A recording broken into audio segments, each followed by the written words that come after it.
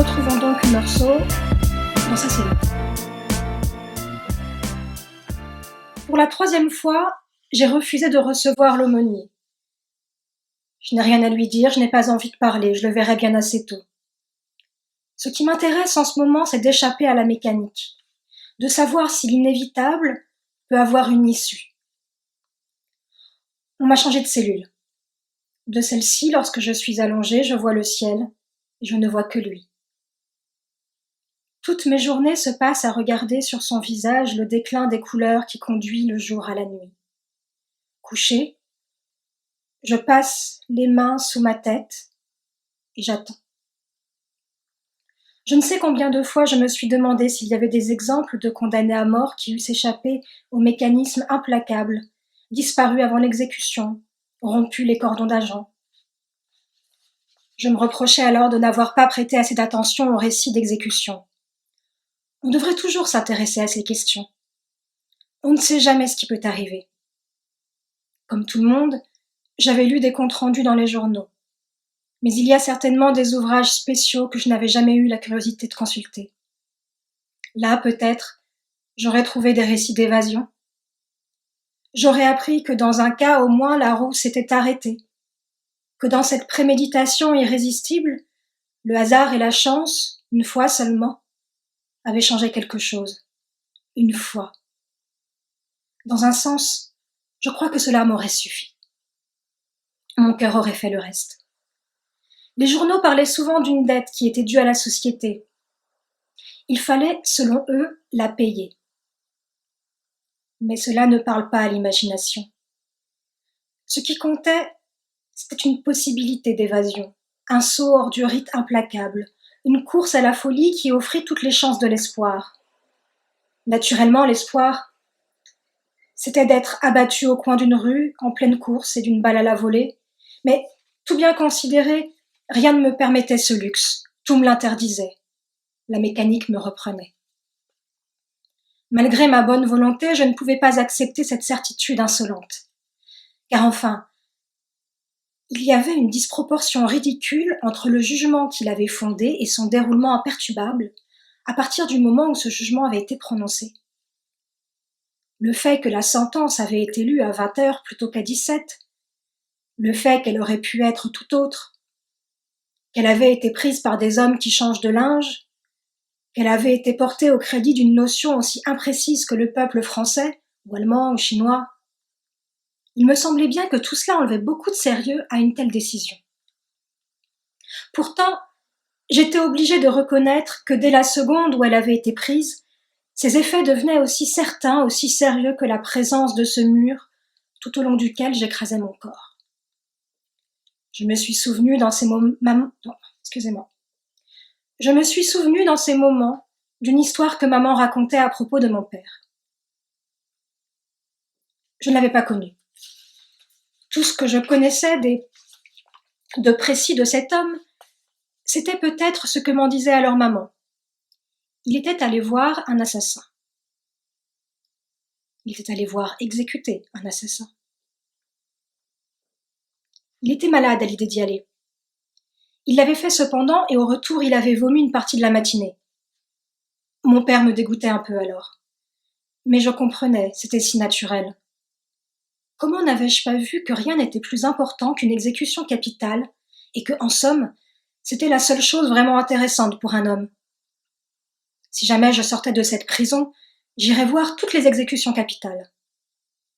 J'avais tort, je crois, de penser à cette possibilité. Car, à l'idée de me voir libre par un petit matin derrière un cordon d'agent, de l'autre côté, en quelque sorte, à l'idée d'être le spectateur qui vient voir et qui pourra vomir après, un flot de joie empoisonnée me montait au cœur. Mais ce n'était pas raisonnable. J'avais tort de me laisser aller à ces suppositions parce que, l'instant d'après, j'avais si affreusement froid que je me recroquevillais sous ma couverture. Je claquais des dents sans pouvoir me retenir. Mais, naturellement, on ne peut pas toujours être raisonnable. D'autres fois, par exemple, je faisais des projets de loi. Je réformais les pénalités. J'avais remarqué que l'essentiel était de donner une chance aux condamnés. Une seule sur 1000, cela suffisait pour arranger bien des choses. Ainsi, il me semblait qu'on pouvait trouver une combinaison chimique dont l'absorption tuerait le patient. Je pensais le patient. 9 fois sur 10. Lui le saurait. C'était la condition. Car en réfléchissant bien, en considérant les choses avec calme, je constatais que ce qui était défectueux avec le couperet, c'est qu'il n'y avait aucune chance, absolument aucune. Une fois pour toutes, en somme, la mort du patient avait été décidée. C'était une affaire classée, une combinaison bien arrêtée, un accord entendu et sur lequel il n'était pas question de revenir. Si le coup ratait, par extraordinaire, on recommençait. Par suite, ce qu'il y avait d'ennuyeux, c'est qu'il fallait que le condamné souhaitât le bon fonctionnement de la machine. Je dis que c'est le côté défectueux. Cela est vrai dans un sens, mais dans un autre sens, j'étais obligée de reconnaître que tout le secret d'une bonne organisation était là. En somme, le condamné était obligé de collaborer moralement. C'était son intérêt que tout marchât sans accroc. J'étais obligée de constater aussi que jusqu'ici, j'avais eu sur ces questions des idées qui n'étaient pas justes. J'ai cru longtemps, et je ne sais pas pourquoi, que pour aller à la guillotine, il fallait monter sur un échafaud, gravir des marches. Je crois que c'était à cause de la révolution de 1789. Je veux dire, à cause de tout ce qu'on m'avait appris ou fait voir sur ces questions. Mais un matin, je me suis souvenue d'une photographie publiée par les journaux à l'occasion d'une exécution retentissante. En réalité, la machine était posée à même le sol, le plus simplement du monde. Elle était beaucoup plus étroite que je ne le pensais. C'était assez drôle que je ne m'en fusse pas avisée plus tôt. Cette machine sur le cliché m'avait frappée par son aspect d'ouvrage de précision, fini et étincelant. On se fait toujours des idées exagérées sur ce qu'on ne connaît pas. Je devais constater au contraire que tout était simple. La machine est au même niveau que l'homme qui marche vers elle. Il la rejoint, comme on marche à la rencontre d'une personne. Cela aussi était ennuyeux. La montée vers l'échafaud, l'ascension en plein ciel, l'imagination pouvait s'y accrocher. Tandis que, là encore, la mécanique écrasait tout. On était tué discrètement, avec un peu de honte et beaucoup de précision. Il y avait aussi deux choses à quoi je réfléchissais tout le temps, l'aube et le pourvoi. Je me raisonnais cependant, j'essayais de ne plus penser.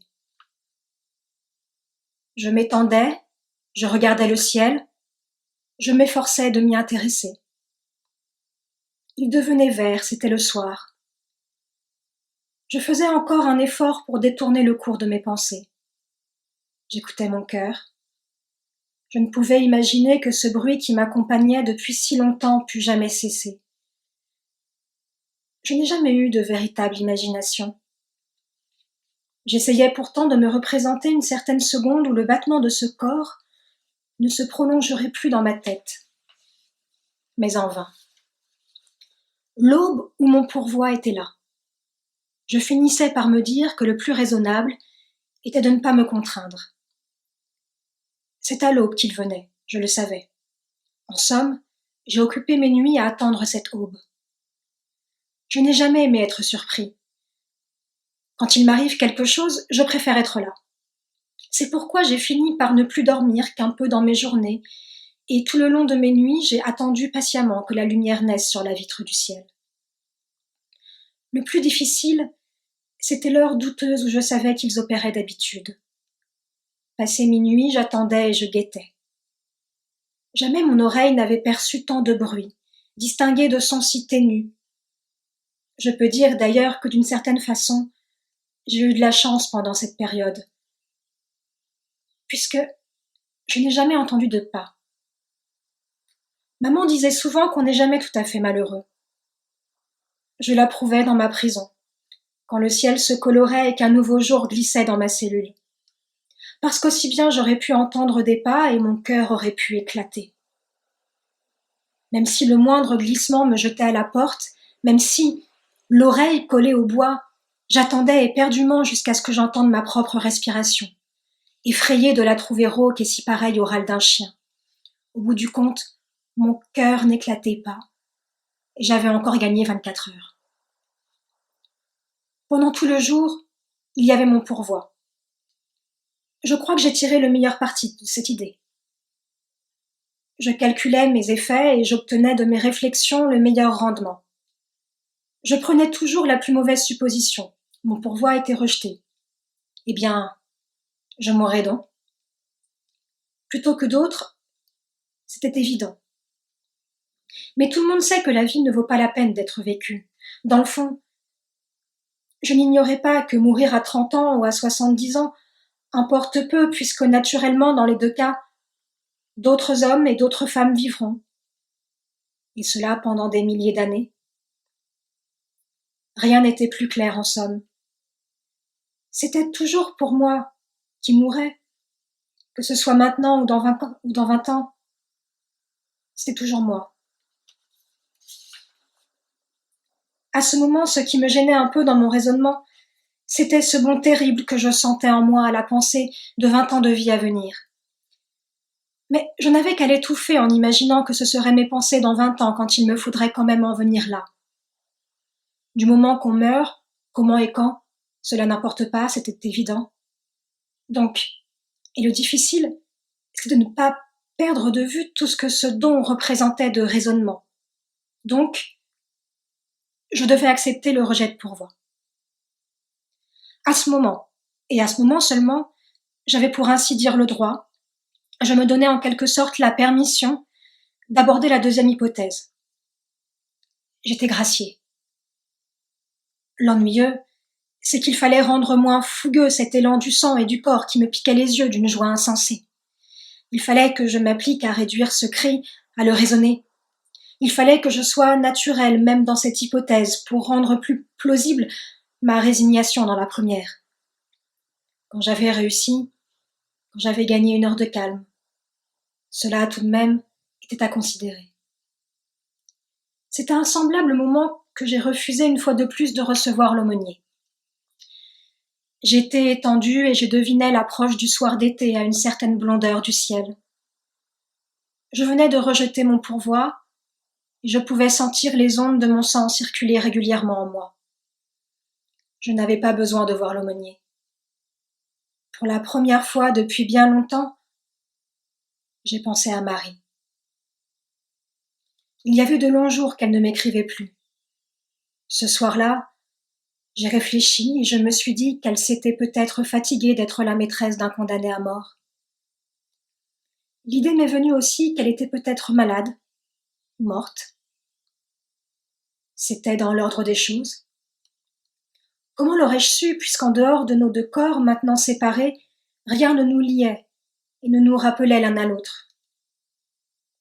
À partir de ce moment, d'ailleurs, le souvenir de Marie m'aurait été indifférent. Morte, elle ne m'intéressait plus. Je trouvais cela normal comme je comprenais très bien que les gens m'oublient après ma mort. Ils n'avaient plus rien à faire avec moi. Je ne pouvais même pas dire que cela était dur à penser. C'est à ce moment précis que l'aumônier est entré. Quand je l'ai vu, j'ai eu un petit tremblement. Il s'en est aperçu et m'a dit de ne pas avoir peur. Je lui ai dit qu'il venait d'habitude à un autre moment.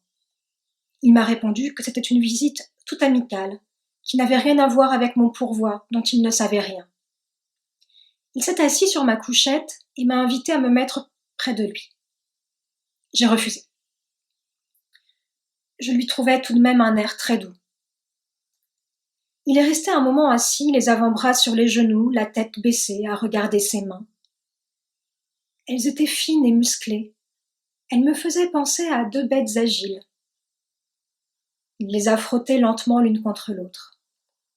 Puis, il est resté ainsi, la tête toujours baissée, pendant si longtemps que j'ai eu l'impression un instant que je l'avais oublié. Mais il a relevé brusquement la tête et m'a regardé en face.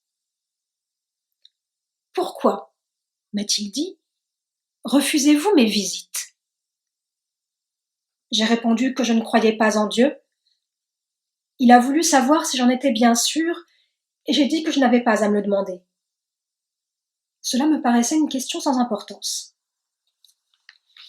Il s'est alors renversé en arrière et s'est adossé au mur, les mains à plat sur les cuisses. Presque sans avoir l'air de me parler, il a observé qu'on se croyait sûr quelquefois et en réalité on ne l'était pas. Je ne disais rien. Il m'a regardé et m'a interrogé. « Qu'en pensez-vous » J'ai répondu que c'était possible. En tout cas, je n'étais peut-être pas sûre de ce qui m'intéressait réellement, mais j'étais tout à fait sûre de ce qui ne m'intéressait pas. Et justement, ce dont il me parlait ne m'intéressait pas. Il a détourné les yeux et, toujours sans changer de position, m'a demandé si je ne parlais pas ainsi par excès de désespoir. Je lui expliquai que je n'étais pas désespérée. J'avais seulement peur. C'était bien naturel. « Dieu vous aiderait alors », a-t-il remarqué. Tous ceux que j'ai connus dans votre cas se retournaient vers lui. J'ai reconnu que c'était leur droit. Cela prouvait aussi qu'ils en avaient le temps. Quant à moi, je ne voulais pas qu'on m'aidât et justement le temps me manquait pour m'intéresser à ce qui ne m'intéressait pas. À ce moment, ses mains ont eu un geste d'agacement. Il s'est redressé et a arrangé les plis de sa robe. Quand il a eu fini, il s'est adressé à moi en m'appelant mon ami. S'il me parlait ainsi, ce n'était pas parce que j'étais condamnée à mort. À son avis, nous étions tous condamnés à mort. Je l'ai interrompu en lui disant que ce n'était pas la même chose et que d'ailleurs, cela ne pouvait être en aucun cas une consolation. Certes, a-t-il approuvé, mais vous mourrez plus tard si vous ne mourrez pas aujourd'hui. La même question se posera alors. Comment aborderez-vous cette terrible épreuve ? J'ai répondu que je l'aborderais exactement comme je l'abordais en ce moment. Il s'est levé à ce mot et m'a regardé droit dans les yeux. C'est un jeu que je connaissais bien. Je m'en amusais souvent avec Emmanuel ou Céleste, et en général, ils détournaient leurs yeux. L'aumônier aussi connaissait bien ce jeu. Je l'ai tout de suite compris. Son regard ne tremblait pas. Et sa voix non plus n'a pas tremblé quand il m'a dit « N'avez-vous donc aucun espoir ? Et vivez-vous avec la pensée que vous allez mourir tout entier ?» « Oui, » ai-je répondu. Alors il a baissé la tête et s'est rassis. Il m'a dit qu'il me plaignait. Il jugeait cela impossible à supporter pour un homme. Moi, j'ai seulement senti qu'il commençait à m'ennuyer. Je me suis détournée à mon tour et je suis allée sous la lucarne. Je m'appuyais de l'épaule contre le mur. Sans bien le suivre, j'ai entendu qu'il recommençait à m'interroger. Il parlait d'une voix inquiète et pressante. J'ai compris qu'il était ému et je l'ai mieux écouté. Il me disait sa certitude que mon pourvoi serait accepté, mais je portais le poids d'un péché dont il fallait me débarrasser. Selon lui, la justice des hommes n'était rien et la justice de Dieu tout. J'ai remarqué que c'était la première qui m'avait condamnée. Il m'a répondu qu'elle n'avait pas pour autant lavé mon péché. Je lui ai dit que je ne savais pas ce qu'était un péché. On m'avait seulement appris que j'étais un coupable. J'étais coupable, je payais, on ne pouvait rien me demander de plus. À ce moment, il s'est levé à nouveau et j'ai pensé que dans cette cellule si étroite, s'il voulait remuer, il n'avait pas le choix. Il fallait s'asseoir ou se lever. J'avais les yeux fixés au sol. Il a fait un pas vers moi et s'est arrêté comme s'il n'osait avancer. Il regardait le ciel à travers les barreaux.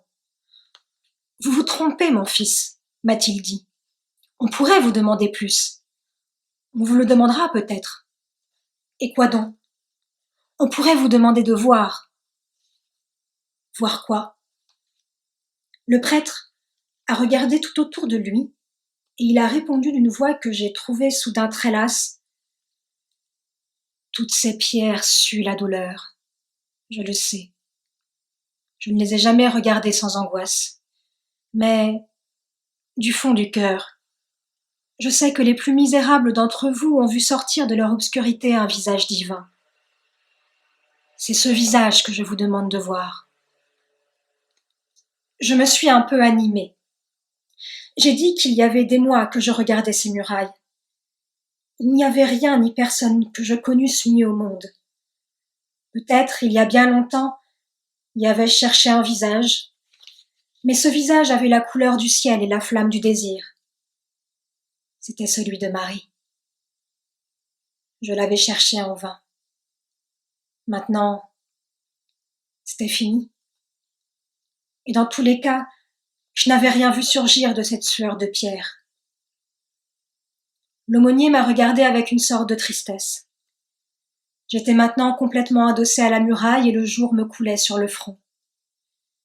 Il a dit quelques mots que je n'ai pas entendus et m'a demandé très vite si je lui permettais de m'embrasser. « Non », ai-je répondu. Il s'est retourné et a marché vers le mur sur lequel il a passé sa main lentement. « Aimez-vous donc cette terre à ce point ?» a-t-il murmuré. Je n'ai rien répondu. Il est resté assez longtemps détourné. Sa présence me pesait et m'agaçait. J'allais lui dire de partir, de me laisser, quand il s'est écrié tout d'un coup avec une sorte d'éclat en se retournant vers moi. « Non, je ne peux pas vous croire. Je suis sûre qu'il vous est arrivé de souhaiter une autre vie. » Je lui ai répondu que naturellement, mais cela n'avait plus d'importance que de souhaiter d'être riche, de nager très vite ou d'avoir une bouche mieux faite. C'était du même ordre. Mais lui m'a arrêtée et il voulait savoir comment je voyais cette autre vie. Alors je lui ai crié. « Une vie où je pourrais me souvenir de celle-ci ?» Et aussitôt je lui ai dit que j'en avais assez. Il voulait encore me parler de Dieu, mais je me suis avancée vers lui et j'ai tenté de lui expliquer une dernière fois qu'il me restait peu de temps. Je ne voulais pas le perdre avec Dieu. Il a essayé de changer de sujet en me demandant pourquoi je l'appelais monsieur et non pas mon père. Cela m'a énervée et je lui ai répondu qu'il n'était pas mon père, il était avec les autres. « Non, mon fils, » a-t-il dit en mettant les mains sur mon épaule. « Je suis avec vous. Mais vous ne pouvez pas le savoir parce que vous avez un cœur aveugle. Je prierai pour vous. » Alors, je ne sais pas pourquoi, il y a quelque chose qui a crevé en moi. Je me suis mis à crier à plein gosier et je l'ai insulté et je lui ai dit de ne pas prier. Je l'avais pris par le collet de sa soutane. Je déversais sur lui tout le fond de mon cœur avec des bondissements mêlés de joie et de colère. Il avait l'air si certain, n'est-ce pas? Pourquoi aucune de ces certitudes ne valait un cheveu de femme? Il n'était même pas sûr d'être en vie puisqu'il vivait comme un mort. Moi, j'avais l'air d'avoir les mains vides.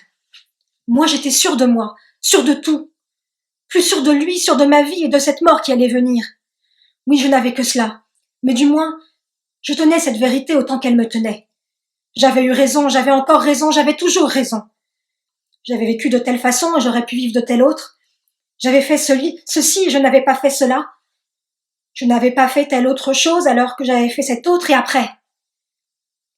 C'était comme si j'avais attendu pendant tout ce temps, cette minute et cette petite aube où je serais justifiée. Rien n'avait d'importance et je savais bien pourquoi. Lui aussi savait pourquoi. Du fond de mon avenir, pendant toute cette vie absurde que j'avais menée, un souffle obscur remontait vers moi à travers des années qui n'étaient pas encore venues. Et ce souffle égalisait sur mon passage tout ce qu'on me proposait alors, dans des années pas plus réelles que je vivais. Que m'importait la mort des autres, l'amour d'une mère?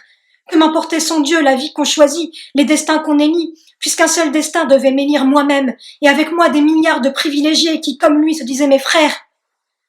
Comprenait-il donc? Tout le monde était privilégié.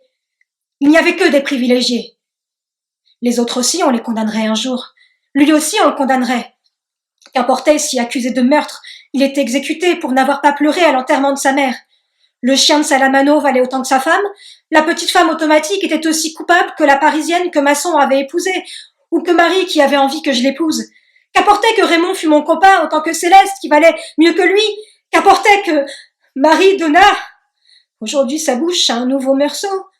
Comprenait-il donc, ce condamné, et que du fond de mon avenir, j'étouffais en criant tout ceci. Mais déjà, on m'arrachait l'aumônier des mains et les gardiens me menaçaient. Lui, cependant, les a calmés et m'a regardé un moment en silence. Il avait les yeux pleins de larmes et il s'est détourné et il a disparu. Lui parti, j'ai retrouvé mon calme. J'étais épuisée et je me suis jetée sur ma couchette. Je crois que j'ai dormi parce que je me suis réveillée avec des étoiles sur le visage.